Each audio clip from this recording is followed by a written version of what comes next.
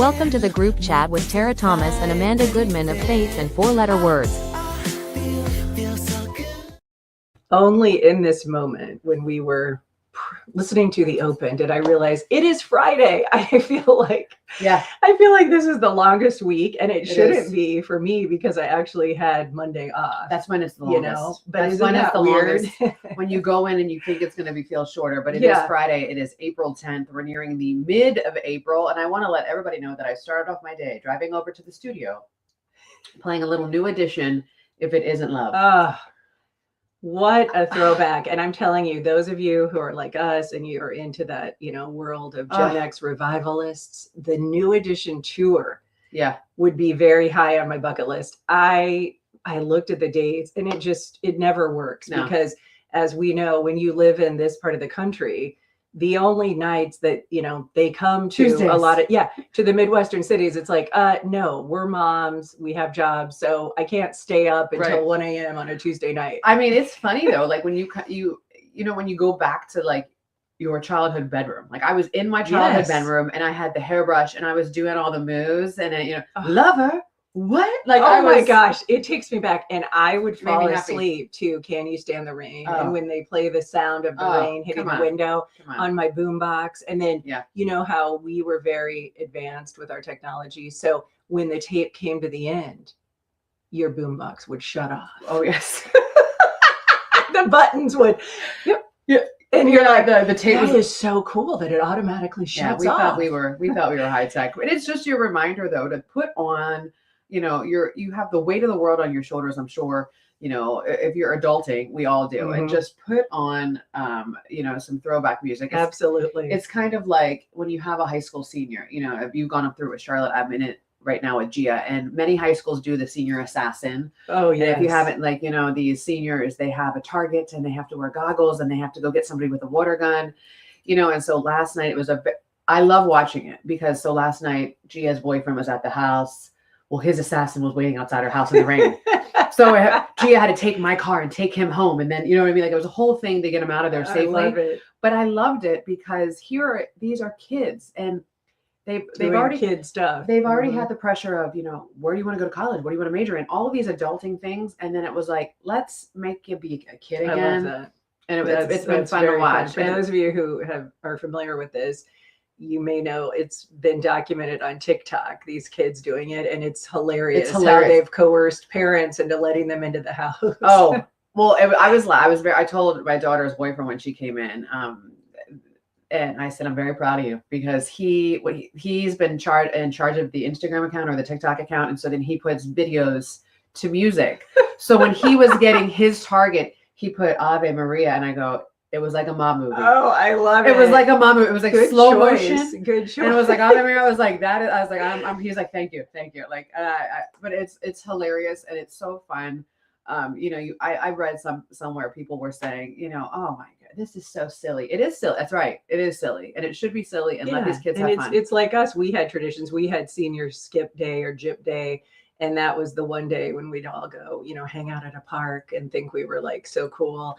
Or we also did the chalking of the sidewalk. So we would leave, for us, it was like the class of 91. And we would do this elaborate overnight like decoration on the sidewalk. Okay. So when people showed up, they were like, okay, class of 91 is like, marking their territory one last time. I mean, just stuff like that such fond memories. And we did this other thing too that we called it TPing, which is toilet papering, but we did this other thing where it was like weed whacking. And it's the weirdest thing where we would get like big branches and sticks, and then you just like cover somebody's car in like branches. Oh, okay.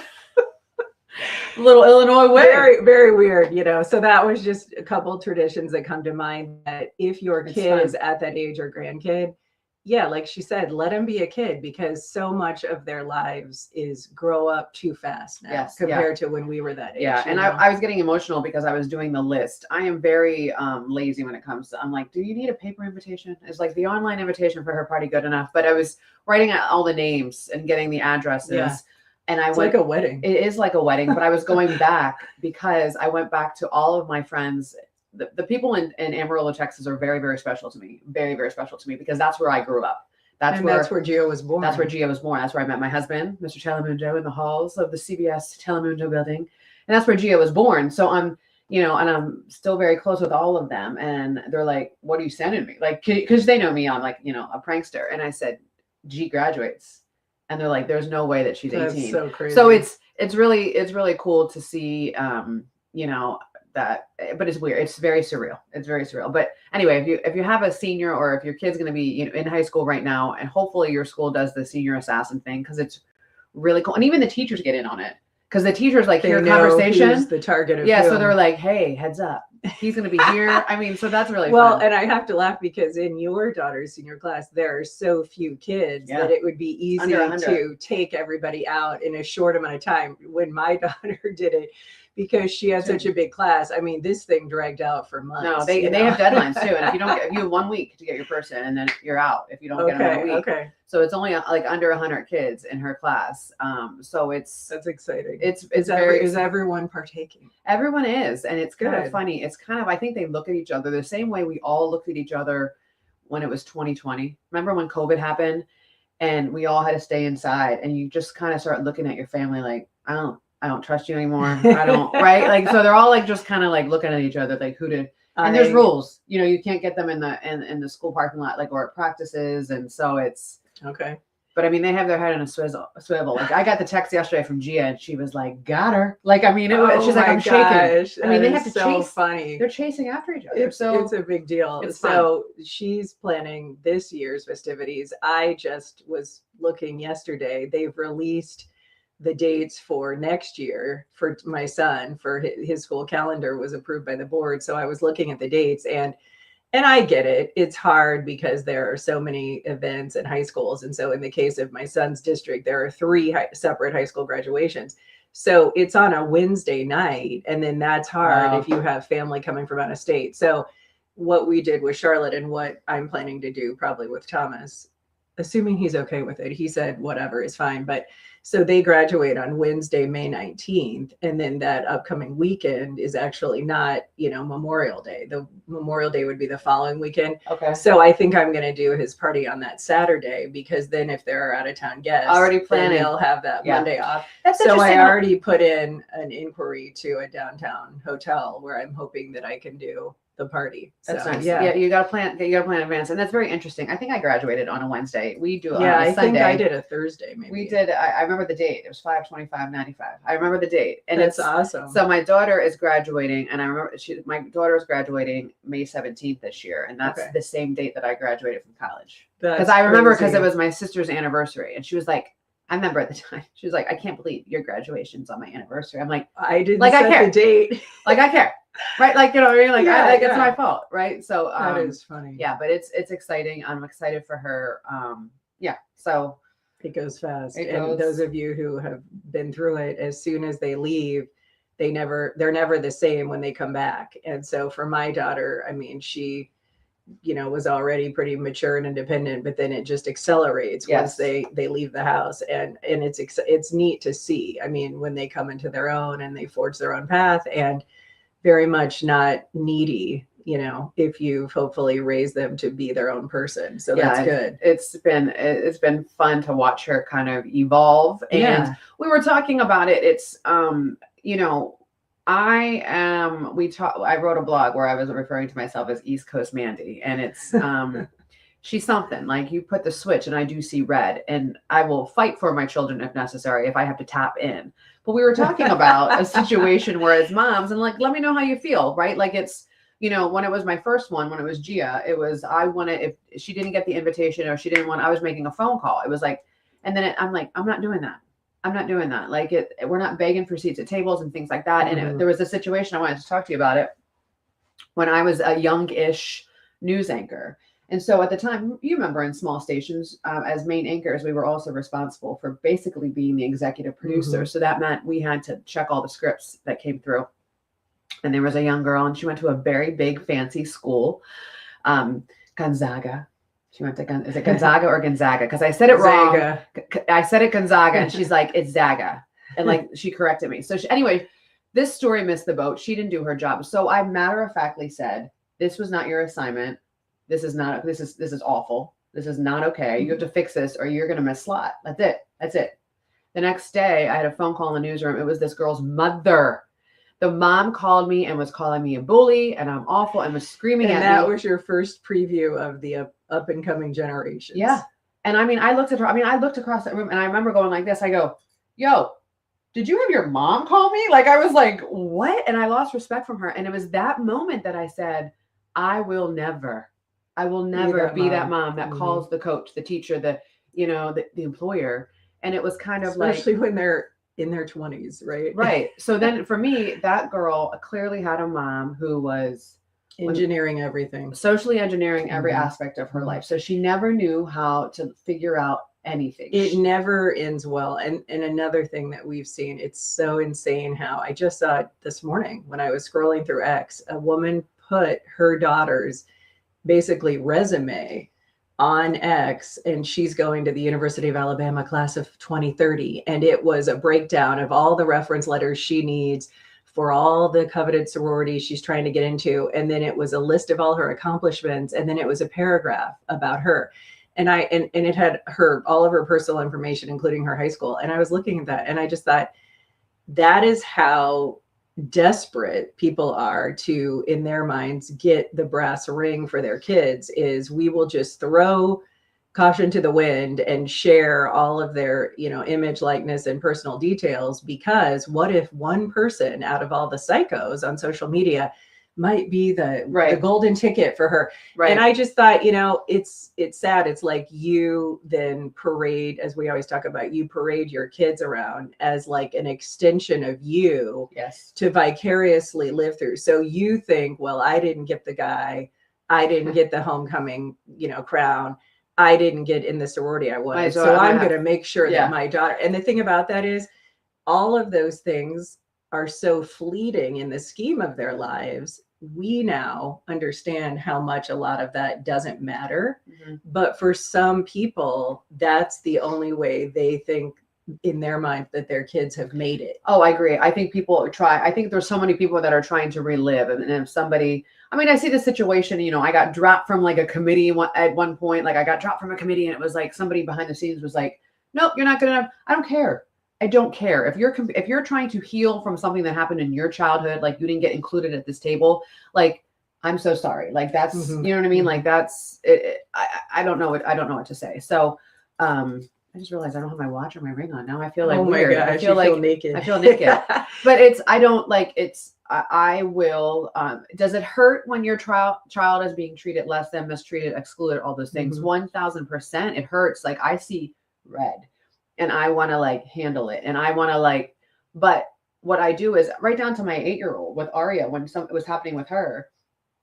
And she was like saying, I was there when this young child looked at Aria and looked her up and down and was like giving this dirty look. And I'm standing there and I'm like, hold up. Like, am I seeing what I'm seeing? Am I seeing what I'm seeing? So we got in the car and I just turned around and I said, the next time she does that to you, you look at her and be like, what? and she looks at me, she's like, okay. And it was just like, so I have to teach her because this is going to happen. Like if it's happening at 8, it happens again at 18, it happens at 20, it happens your entire life. We have to like give our kids the tools so they know how to deal with them. And so they know how to handle because them. Life is going to hit them in the face, when they least expect it. And we can't swoop in and save them. Katie said, my coworker does this for her 15-year-old daughter. And I just want to slap her and say, stop it. She's not learning anything from you taking care of everything for her. Debbie said, I had a coworker whose mom did all of her college homework just for that golden ring. And, it is funny. What? It is. What? Yeah, it is funny that she shared that because I remember back in his middle school days, I was the mom who I enjoyed. Like if my son had a book project, sometimes I would say, well, let me read it to you. I would read. And I did that one time. And Charlotte walked by the room and she looked in and she said, so you're going to FaceTime him in college and read to him? Wow. Good point, Charlotte. Which I thought that was hilarious. So, yeah, my husband was like, okay, this is like, boy momming to the next level. Yeah, it's a difficult thing when you have a we can't help it. And again, the more that you talk to these other boy moms, we have that commonality where there's just there's a heart tug about people taking advantage of the sons that that hits different than the girls. Go to Italy. That's why men, like, the reproduction rate is so low, because the men they don't get married until they're in their 50s, because they don't want to leave their moms. Like, go listen to Mama by Boyz II Men. You'll cry. Like, you'll never let your son leave the house. Funny. I mean, I still lay out the clothes for my son, but I'm not going to fight his battles. But I mean, like, if somebody like says something to him, or when his heart is hurt, there's something different than It's there's true. something different, because my daughters are all thugs, all of them. They're all like me, and so for me, I see myself in them. I'm like, oh, they can handle themselves. But for my son, I'm like, I think Aria is more the kindler, gentler. she's very kind and gentle, but she's getting a little spicy. So the other day, I'm like, hey, Aria, and she's like, what? And I was like, oh no. And I was like, you've been hanging out. She's getting that bass in her voice. She got that bass in her voice, and I was like, you've been hanging with this one too much. So I was laughing because Lucci, the spicy one, she's very into space. Very into space. Okay. So she says to me, she said, I just don't think I want to go to space. Like this is an option for her, right? Well, she has to watch She has to Project dream. Hail Mary. I told my husband I that think last she's night. going to enjoy that very much. Speaking of, I tell Mr. Telemundo last night, I said, everyone's talking about Project Hail Mary. And my friend at work, she said, I think if you liked E.T., if you're a fan of E.T. That's what I said. Yeah, she said, you'll like it. And he looks at me and he said, I hated E.T. And I said, get out. I was like, how'd you hate E.T.? First of all, I think that was the year he was born. Oh my gosh, E.T. is such a classic. It's a cult classic. Yeah, and you got to have Reese's Pieces when you watch it. Yeah, and then just thinking about the dolls. I mean, that was like pretty advanced in toy technology. Oh my God. God. They had the ET dolls that could you could interact with. The finger would glow. Yes. When he was sick, I that's the first movie I bawled my eyes out to. Like as a little kid watching that movie, I bawled my eyes out when I thought ET was going to die. Elliot. Elliot. And like we all had that. That's why you have to watch Project Hail Mary, because okay. it brought up all the Gen X feels for me. And I mean, okay, I think that was by design. So, my friend was like telling me, she's like, I know you don't like sci-fi. So as soon as I hear sci-fi, right, that's what I said. I'm the same way, but I'm telling you, like, it was my son who was like, we need to see this. So, because I'm very much like accommodating of his whims. Like we saw Marty Supreme, which I loved, and I thought Chalamet deserved the Oscar in that. So I'm accommodating of his whims. Yes, so it's so true. we do what our sons want us to do. So you need to see Project Hail Mary, and then he told me ideally in an IMAX, but the Seattle IMAX showings did not align with our trip, so I wasn't able to see it in the Seattle IMAX. Okay, so it's only on. If you can't see it in the IMAX, go for like a Marcus Theaters big screen. Got it. And then you can recline. Those recliner dream loungers. Okay, let me just tell you, when my mom and I were in Arizona and we went to one of these theaters, which they have so many theaters down there, the dream lounger, it went all the way back. So you were lying flat. Yeah. Lying flat. Speaking of lying flat. But are you worried about like lice? I'm worried about lice. No, I'm not. I bring spray. Even though I bring spray. I've had lice twice in my life as a child when my hair was really long and thick. I bring spray. I bring this. I carry around. I carry around a little small pack of Lysol wipes, and I wipe down. No matter where I am. I'm in the camp of like, don't kill all the germs, or you don't have immunity to the germs. But maybe that's just me being lazy. Well, if it's I'm not a big wipe down carts or wipe down chairs person. Yeah, I was never. Now I am. Because you don't know. But anyway, United Airlines. Have you seen this? They're coming out with row seating where you can lie down across the whole row. Now it's 3 seats that turn into a sleeping platform. And my thing is, the price has yet to be released, but I'm guessing it would be much higher than a single seat because you're taking up 3 seats. But it is intriguing and interesting if you think about, it would give people that maybe don't want to pay for that first class accommodation. United, for example, flies to Hawaii. You could, do a cheaper sleeping row and theoretically sleep if you had a really long plane flight. I want to lay. I don't want to lay down flat. I want to lay in like a Barca lounger when I'm traveling. Oh yeah, like a recliner. I just want to lay in a recliner. I want like one of those pods, but I don't want to like. I literally thought about getting first class tickets to over. I was literally going to do the Home Alone thing where you put the kids in coach, but I wanted to fly first class because I just needed. I wanted the space because I don't sleep very well on an international flight, and it's insane. It was like $5,000 for one ticket. Yeah, it and I is. can't like first of all, I don't have that. Second of all, in good conscience, if I do have, I'm not spending it on some. It's like throwing money in a blender with no lid. Oh, that's so true. It's one of those situations where, again, everybody that pays for first class, you get what you pay for, yes. But if you think about it, if you sleep for most of the flight, then you're just paying for like a really expensive nap. Oh, for You sure. know, because we know we're not going to sleep great on a plane anyway. No. You know, so whether I'm lying in first class or back 1 inch in coach, Yeah. I'm probably not going to get Right. like great sleep It's horrible the amount of unless you I knock think, yourself out. I think that's what surprised my mom. My mom was like, "There's just no room in like that. You'd think that if for an international flight, they'd give you more room." I'm like, "Honey, Well, Nanette, try being 5'11". yeah, try being When you're like, when your head is so high that like I'm sticking out, you know, above the person. That's So- nice that your family can spot you out yeah, anywhere. so you're like, okay, well, now that my scalp, if I recline back, is in the face of the person right behind me.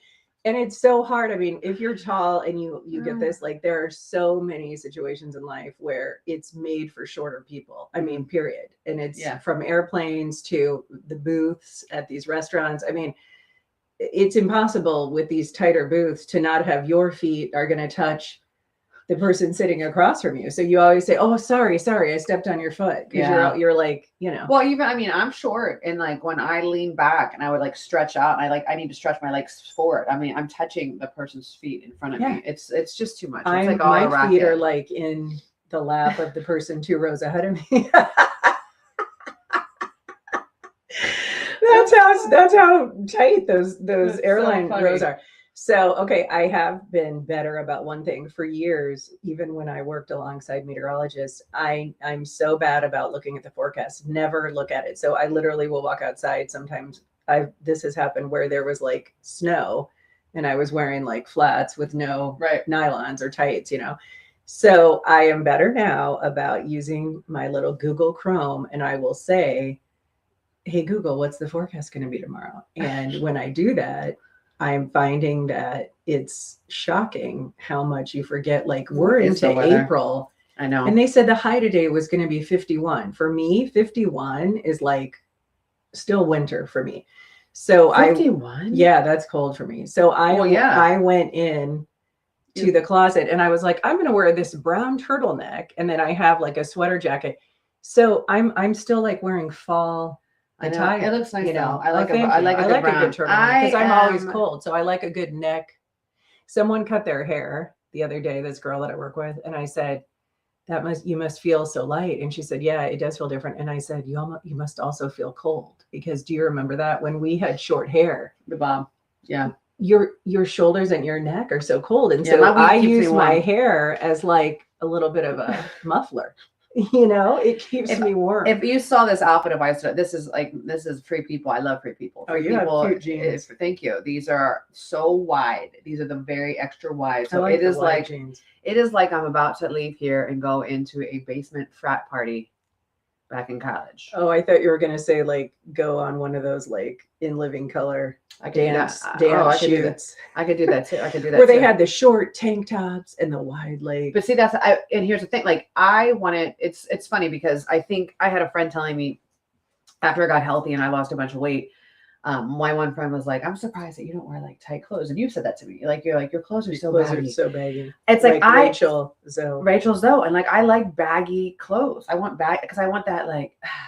But yeah, this is so baggy, and it's cute. I was thinking about those basement frat parties because I was driving down to Cedar Rapids yesterday for my day job, and Rusted Root came on, Send Me On My Way, and so that song I think has been in Matilda, it's been in like commercials, but if you know Rusted Root and Send Me On My Way, that is like, you hear that is very much a 90s song. It's like the bat signal. You put that on, especially for kids from PA.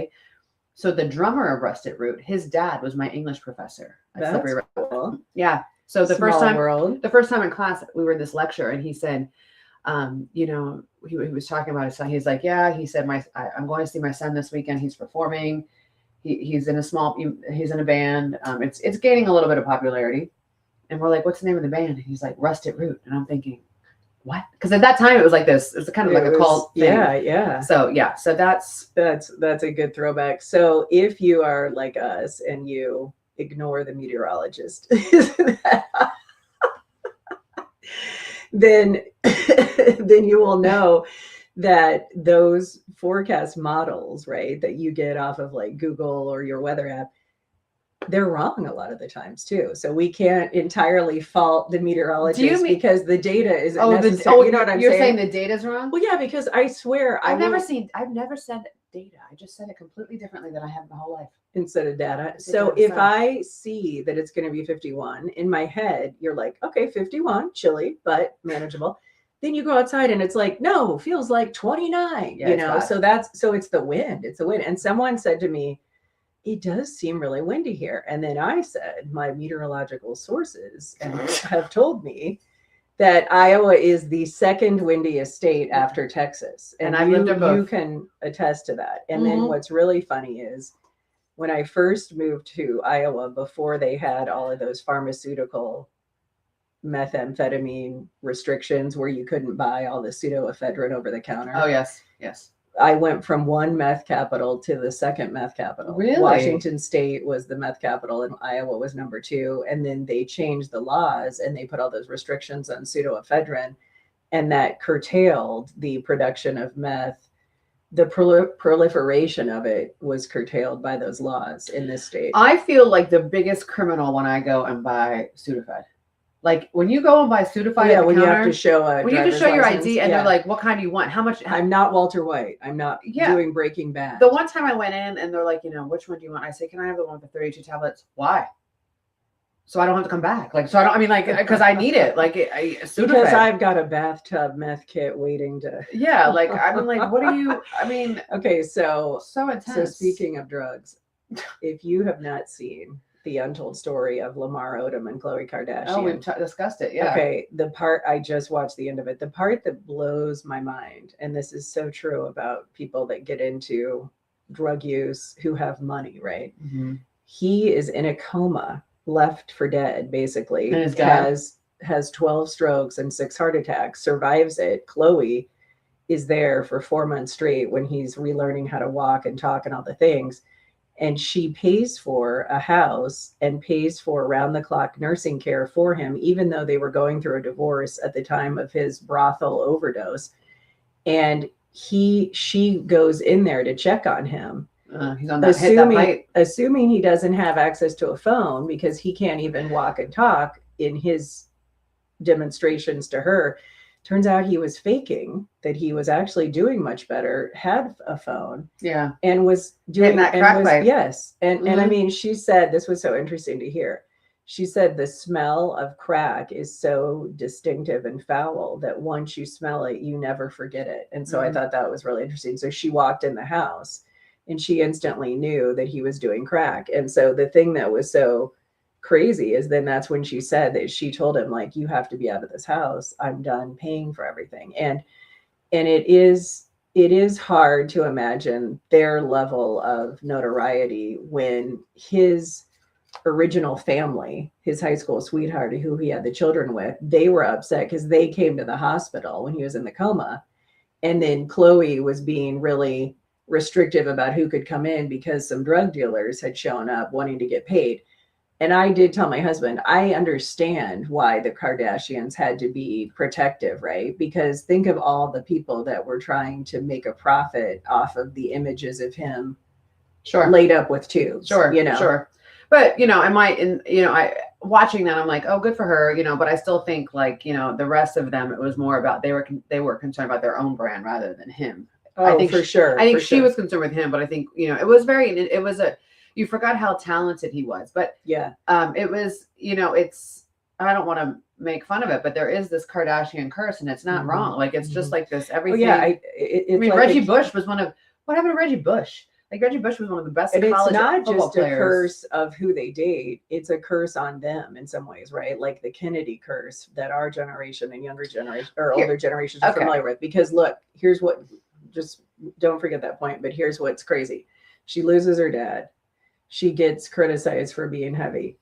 She marries a man that she seemingly loved and was so devoted to, who ends up ODing in a brothel still. And then she brings him back to health, and he still treats her horribly and talks about her horribly on the documentary. Then she gets with Tristan Thompson. He gets another woman pregnant while they're together. I mean, she's had a lot, right? Okay, let me interject. So I believe in the boomerang energy. Whatever we put out comes back, right? Everything. The only reason we knew about all the Kardashians from Robert Kardashian. We didn't know anything about his family, right? We knew he was married at one point to Kris Jenner, who cheated on him with Bruce Jenner, yada yada.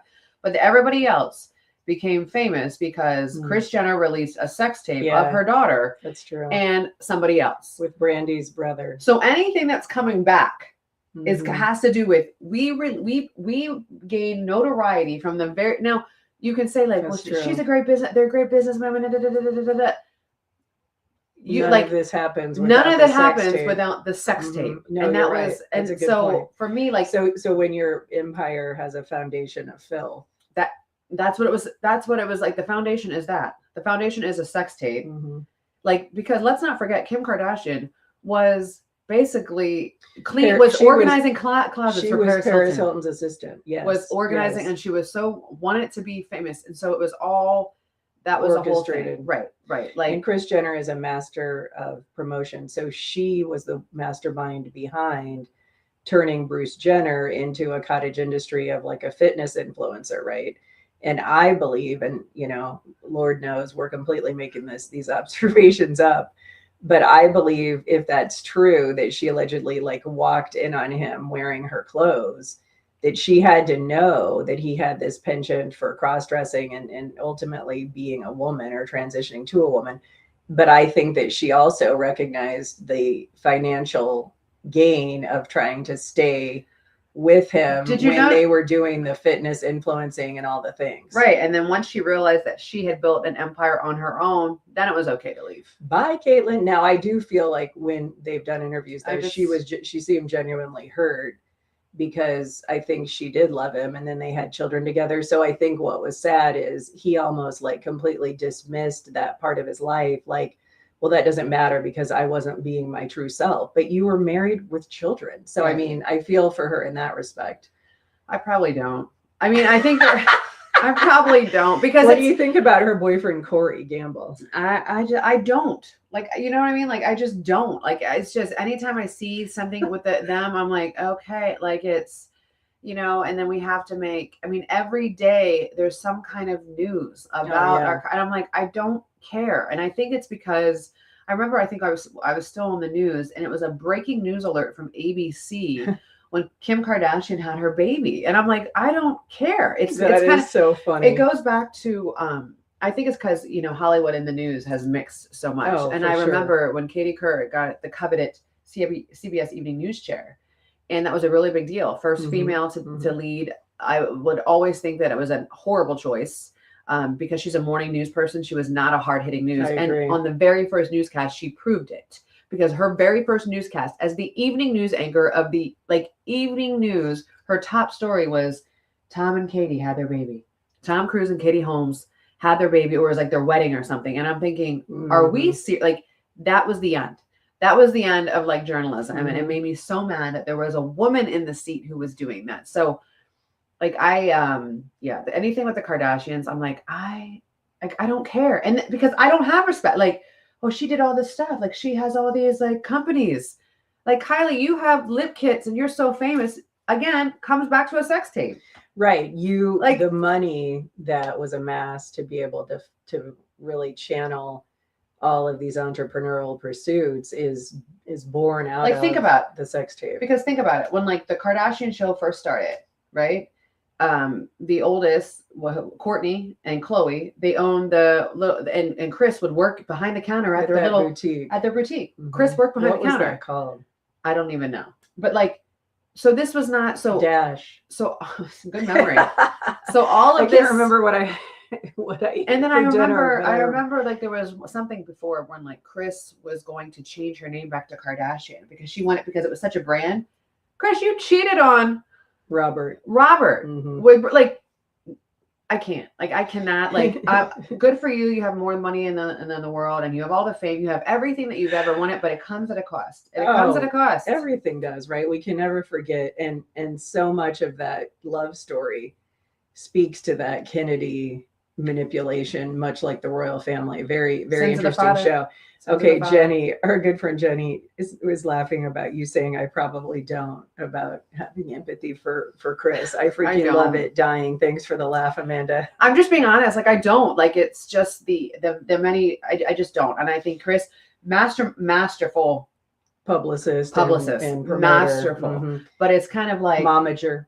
Yeah, and then it's there's that picture. I mean, none of them look the same. Like they did. And it's not. And it's so true. Like, it's like Kim. Well, what do you think of Northwest? She made a surprise appearance at Kanye's sold out shows at the Staples Center. I think based on how the little bit I've seen, again, we're making this all up, I think she seems like she's closer with Kanye than Kim, as far as how she's like, I think seems to be rebelling against all things Kardashian. And that's one thing I do feel sorry for, because Kim is getting, like, I know, like, destroyed because her daughter is going through something. She's 12. She's 12.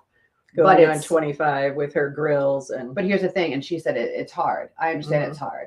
Guess what? You don't have your phone, you don't have this, knock it off. You're 12. You're not 25.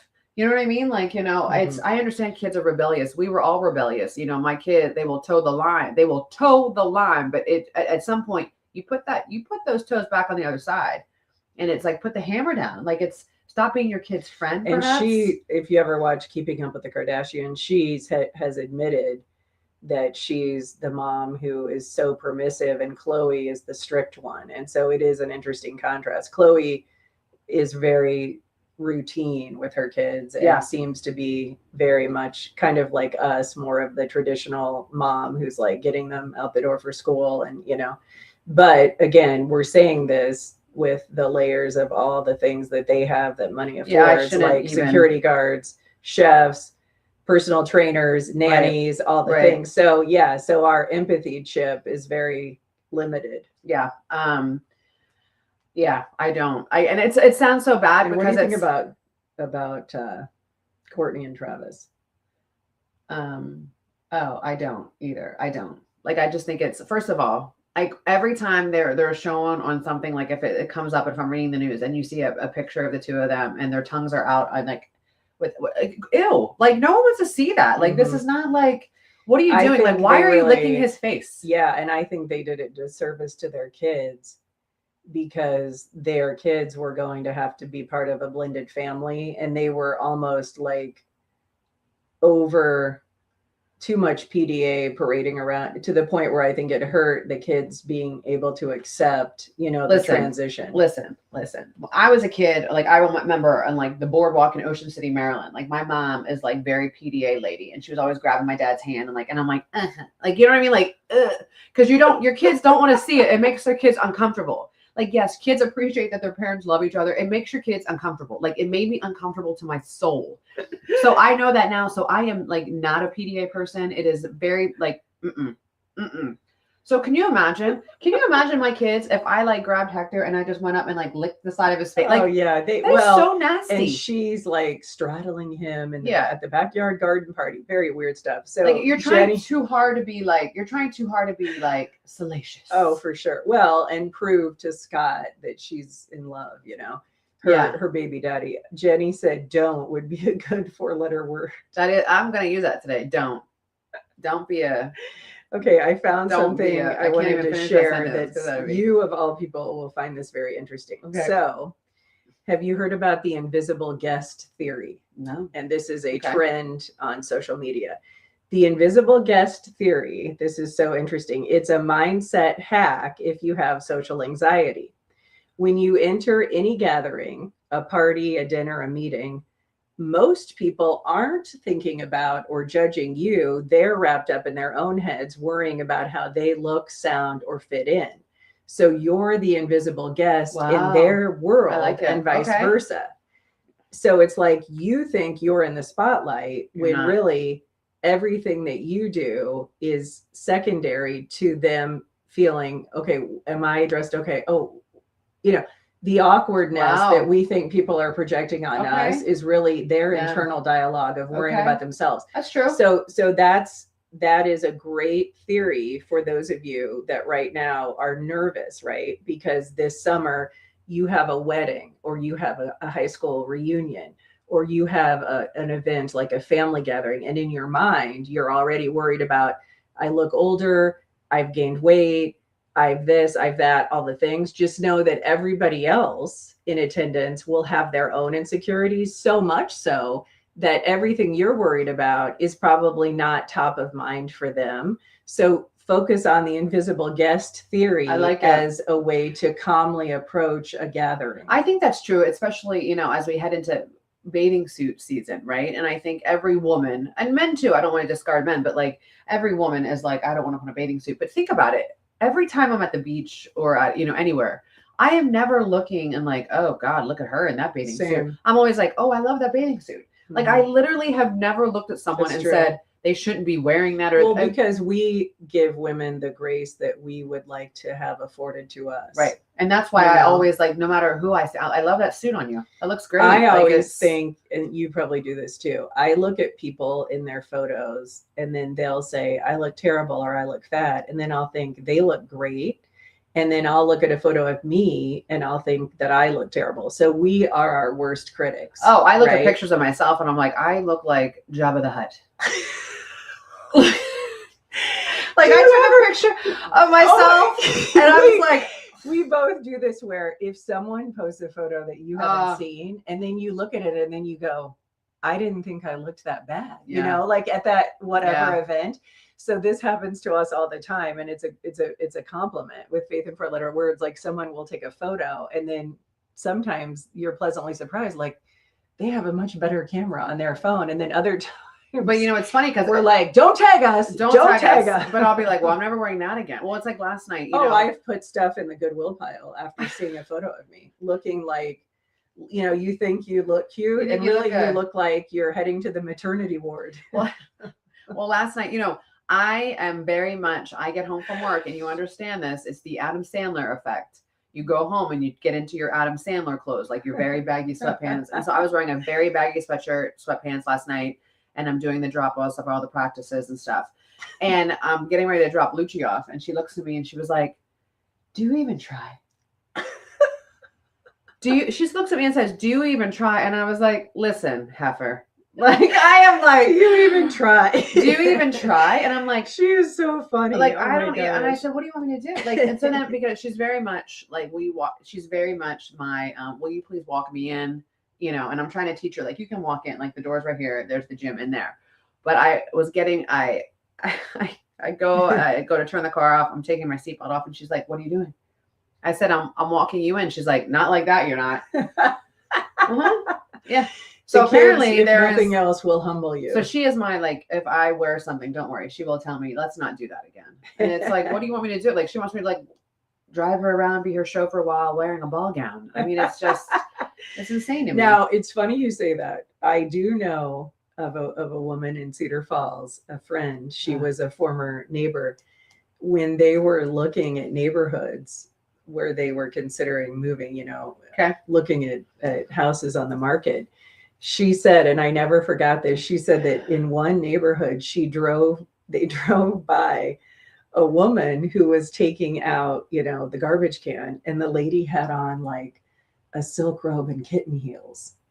I swear to you. And so Kitten heels. she's like, Like, you she know, has a, does she have a lanai in the back? you Like, know, is, it you know, is her name so- Blanche? So she said, she was like, I'm out, you Okay. know, but isn't that funny that it was all it took was like seeing somebody The and day- recognizing, okay, this The is day, too much. first of all, anyone sees me in a silk anything, it's not happening because a kimono. and that crap is hot, especially if you're going through perimenopause. There is like no Marty silk. in Greece Oh yeah, like when she got that silk robe the from silk her, robe from from her, and then she does the fan. By the way, thank you for bringing it up. I figured it out. I know I have talked. I've beaten this like a horse. Pardon me. Grease 1, Grease 2. I figured it out. I know Tara hates it. Tara I'm hates never Grease 2. gonna- I I figured it respect out. your your I figured it take out. on it. But I'm Okay, not because you gonna- know me. You know me like very, very well, right? So you're more Michelle Pfeiffer than There Sandy. it is. Yeah, There it Oh, is. I get it. That's the It's who we character. relate to, and I was more. But you're the not Sandra D, but get a No, little crazy no. in leather, but you know. No, but no, because this is why you know I always talk about the chocolate cover razor blade, right? Because the people who come across the sweet and But she kind, wasn't mean to anybody. no, I didn't like the way she moved. She tried to change him. You know what I'm saying? Like for me, it's like you have to be She authentic. just didn't want to be slutty. Wearing leather is not. I mean, Well, that was let's- her. And then that she was her changed. trying to come out. And then she was like, yeah. and then she comes out at the end, and then like she changes who she are, not to get the guy, and I don't like it. Yeah. Like stick No, to you're what you. right. I get that. I still think that. And like Michelle Pfeiffer was the like, one that I want is like an iconic. it's scene iconic because it's of iconic. all the But like Michelle Pfeiffer, choreography. Michelle Pfeiffer was like, listen, I'm wearing my leather. I'm not good at math. Like, Yeah, she was definitely. she's more yelling the like, no modern, ketchup. the modernized Sandy. she's you know. just like, I want a cool rider. That's what I want. Like, she never changed. Like, she was so authentic in herself, the whole thing. And that's like very early on. I'm like, okay. So Sandy, I was like, She was too like goody two, like, Okay, I have a new show for you. Okay. Apple TV, Imperfect Women. Oh, Ooh. pardon me. Okay. One of my, So okay. Imperfect Women. So I'm going to be honest, full disclosure, those of you that, want to hear kind of the hot take. I got very excited about the cast because the lead is the woman I love, who is the star of Handmaid's Tale, and she is one of the producers. Okay. Then you have Kerry Washington, who's been over the Oh. years in many things. Insane. And then Kate Mara, who was one of the leads in House of Cards. Well, two other people in Imperfect Women were House of Cards cast members. So it was kind of like a, throwback to House of Cards with Kevin Spacey. So here's what I will say. Now, my husband is still being open-minded and positive about it. A few scenes in, I was like, okay, Kerry Washington is like overacting, and the role that the Handmaid's Tale lady plays, it's almost like you see her and then you see the Handmaid's Tale through. You know what I mean? Like, Sure. Okay. like it's hard to not be It's like, hard to I'm so disassociate. used to seeing her Yes. in that role. Okay. So, but I will say this, it's like a thriller. And I think that anyone who likes those kind of shows where, with each episode, they're peeling back the layers of the story, I'm hooked already, only because right Okay. now there's nothing that's surpassing it other than Your Friends and Neighbors with John Hamm second season. Okay. And that's they're releasing one episode a week. And that's also on Apple TV. Okay. So anyway, if you're looking I'll for have to- something new, Mom, Thank you for I know that. my mom is watching. You need to watch Imperfect Women and Your Friends and Neighbors, because my mom and I always are looking for the next best show. Yeah. I'm still stuck on reality TV because there's a lot to catch up with. I mean, like there's a lot to catch like up I with. still have to watch the rest of Real Housewives of Rhode Island. Beverly first Hills had a episode. new episode last night, And I apparently, have to and I watch missed that. it. I missed Yeah. it completely, and I thought I was all caught up, but I was watching. Now you know what you can watch this weekend. Now I'm excited. In but between soccer. in between all of the things that I have, but what was I watching last night? I'm like, I don't even know what I was watching. I got caught up in another reality show that I had. Oh, The Valley. Oh yeah. And I want to punch some people. It's so weird how some of these reality shows, I guess I don't I'm not hang really on. into it. Yeah, I I'm not don't really hang into on it. long enough to give them a shot. But for some reason, I just think OC and Beverly Hills are like here, and then all these other franchises are just kind of second tier. But they've curated and scripted themselves so much that it's probably a lot less genuine. Well, yeah, everything is less genuine. Right. Everything is scripted. So in a couple weeks, it's going to be our birthday, and I can't believe I it's know. only 2 weeks. Is it that soon? Yes. So Tara and I share the same birthday, May 1st. What are we doing? I don't know, but it's my last one in my 40s. But I was thinking, my kids asked me the other day, they're like, what was your favorite birthday? Let me tell you something. My favorite birthday, the night that I turned 21. So I was at college. The night that I turned 21, so like the big mamma jamma, LL Cool J came to Slippery Rock That is University. iconic. Like, it was like God was like, hey girl, I'm gonna give you like the best birthday present. I will never forget. And the person I was dating at the time, he's like, if you go to that concert, we're done. And I was like, see ya. Like, I'm out. I had front row. So it was brought to you by the Panhellenic Council. Oh, And yes. so I was the president of Panhellenic Council. So I got the teacher, the professor, the advisor for the, the adult. I got front row. So I was That sitting is front. awesome. So I just want to let you know, like, so you've seen us on the show. The black leather pants first came out on my 21st birthday. Oh my gosh. Can you imagine? Like, that is he is so He good, came so out talented. with one pant Did leg up. he do the throwback "I Need Love"? His Yeah. famous rap from the 90s. Yes, he did. But he came out to Phenomenon. So you come out like you're coming out like, and then all of a That's a sudden classic. he, I Need a Girl. Oh, And so gosh. like my son, we were listening to it the other day. And he was What about "Around the Way, Girl"? yeah, around that song's about. I mean, it has to be about me. I want a girl with extensions in her hair, bamboo earrings, at least 2 pair, a Fendi bag, and a bad attitude. Come on, That's all I need to get me in a good mood. she can talk with a Yeah. Switch and with street slang. I love it when ain't scared to do a thing. Mhm. Sucking Sucking on on a lollipop. waiting for the bus stop. I mean, like, it literally is like talks about a girl that has Around the way. It's She's- such a classic. I mean, I don't know Ugh. any generation that wouldn't embrace some of those songs, right? They are just timeless classics. Well, and I will tell you, I mean, when he did he acknowledge your birthday? he did not. Well, he did the lip licking of the lips to the front row. Lord, With the Kangol hat. I mean, like. The Oh my man, first of all, gosh. he's ageless. He doesn't age. But can No, you he's- imagine And when good this is for your him music? to diversify into becoming an iconic actor, a Yes, but, like, franchise. We are like my 21st birthday. So think about it. Like you go to the concert ends at like 11:30, like we go from the concert and then I turn 21 to the club. to the club. And like where you're doing like shots. Very, and I will very tell you. memorable birthday. So I've been telling my daughter, because I'm not naive, I'm not dumb. Like I know when my daughter goes to college, she will partake probably in some libations, right? And I'm trying to be very real with her. And my husband and I are we're like, Jello shots, don't do them. Like 2 will put you on your butt. So she's like, well, what's the first shot you did when you turned 21? And it was called a cement mixer. And I Oh cannot my remember. I gosh. cannot remember the 2 things. But if you've ever had one, so there's 2 shots. And if anybody from Slippery Rock is watching, let me know. It's at the Rock House. The first one is like, it's like this creamy. You put it in your mouth and you have to hold it there, and then you take a second one and then you have to do this. Shake your head, and it Like a cements. cement mixer. It cements in your mouth, like on the floor. I was done. And I remember Oh my I came, gosh. my dad called me the next day and he said, how was your birthday? And I said, do you want me to tell you what I know? Or do you want me to tell you what I've been told? Like that was a good night. Oh my gosh. So Melissa said, oh, Lucci, she's on a roll this week. Your World War II self isn't trying hard enough. She asked you if you were alive during Yeah. World War II. We're sitting there and she's sitting there eating her dinner. She goes, hey mom, were you alive during World War II? And everyone, I just looked at her slowly. My husband thought it was hilarious. Like everything. I was like, no, Papa wasn't even alive during World War II. Like, oh, he wasn't. No, like it was just Oh a very, my gosh. looking at me. I mean, she literally thinks, but if you think about it, if we tell our kids, like, there were no cell phones when we were in school. I mean, they literally pick They it. We're on have chuck no wagons.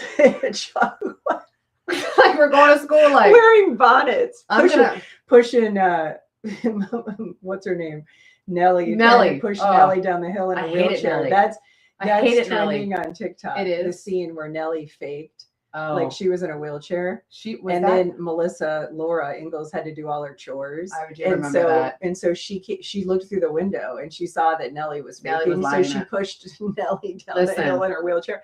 Wait, have you seen Mean the Girl. Melissa Gilbert interview on Good Morning America? I did. With George Stephanopoulos. What do you think? Okay, here's So her what I will husband tell is you guys. her husband is accused.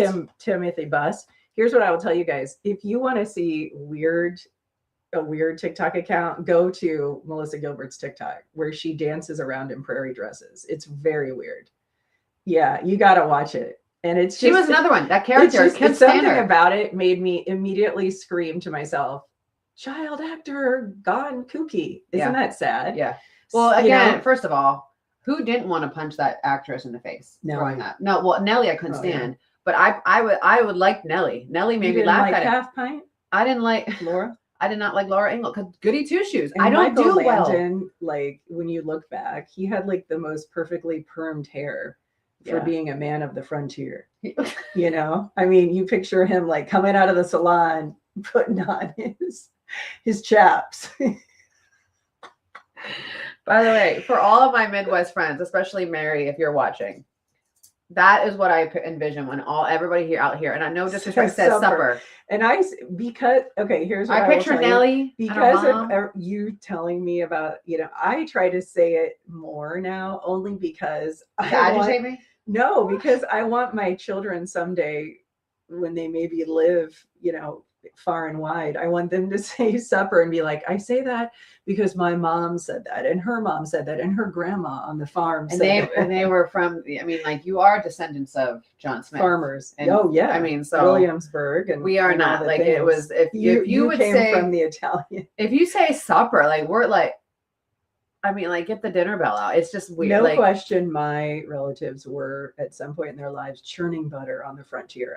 Having relatives who fought on both sides of the Civil War. We were making cement shoes. My people were making cement shoes. I'm very proud of that, and I will continue that legacy if necessary. But what did she say the 4-letter word should be today? Because I think don't. I think that's great. Don't try me. Just don't. Don't be a jerk to somebody. Don't try to because you're going to meet somebody that's just tired. It's kind of, I had an interaction with somebody earlier this week that was just kind of trying to move like a snake with the bonnet. I will always use that behind the scenes. And it's just that is the best meme. And I was just kind of want to what, after one day, there's a date coming, then after that date, I probably will never even look in your direction again. So just don't. I like it. That's my 4-letter word of the day. And don't can also be applied to the clapbacks, the retaliation, all the things that in the end, it's not even worth it, because if you can just move on and hold your head high, as we always talk about, you're not going to even care about some of that stuff, because you'll never see that person again, or you'll never have them be in a position to really impact your life. Right. Yeah. Some of these people, when they walk in the room, I'm like, and you know what it is? Well, no, I always feel like why do I always have to say hello first? Why do I always have to be the one that's I'm always expected to be the one to taking the high road. Always, always, always. Yeah, and I think that's a great point. When you say take the high road, that doesn't mean that you're a doormat. Yeah, no, I'm taking the high road for myself. So I actually don't like you. I don't. I think you move very weird behind the scenes. I don't like that. And then you're going to actually play nice in my face. So we're not gonna.